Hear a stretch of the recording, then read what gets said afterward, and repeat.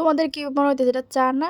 না, না ভাই এটা চা না। এটা সকালবেলা উঠে খালি পেটে কোল্ড ড্রিঙ্কস খাইছি। দেন বাইরে গেছি গিয়ে আমার একটা কাজে না বলতে একটু ডক্টর দেখাতে গেছিলাম। ডক্টর দেখাইয়া বাড়িতে আইলাম, এসে স্নান টান করে খাওয়া দাওয়া শুরু করে দিলাম।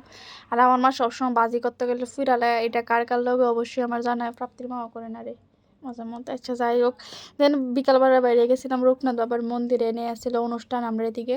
আর এই রূপনাথ বাবা মানে আমি যখনই বিপদে পড়ি তখনই আমি রূপনাথ বাবারে ডাকি। তো তোমরাও কারা কারা ঠাকুর এই রূপনাথ বাবার ভক্ত আমার জানায়ও।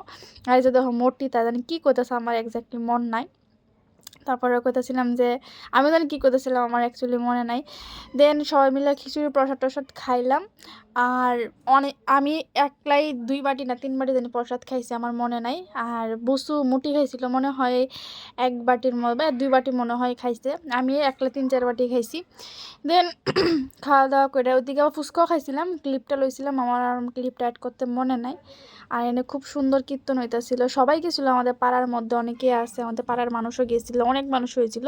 দেন রাত্রেবেলা জোম্যাটো থেকে একটু বিরিয়ানি অর্ডার করে খাইছিলাম, যে এটা ভাই এত জঘন্য আসছিল, যাক আমি ওর রেস্টুরেন্টের নামটা নিলাম না, কারণ কি ওর ব্যবসার মধ্যে হাত দিয়া লাভ নাই। কিন্তু আলুটা অনেক সফট ছিল, কিন্তু চিকেনটা আর এটার মধ্যে প্রচুর অয়েল আসছিল, প্লাস একদমই ভালো লাগছে না। তো যাই হোক, তো আজকের ব্লগটা এতটুকুই, কেমন হয়েছে অবশ্যই কমেন্ট করে জানাবেন।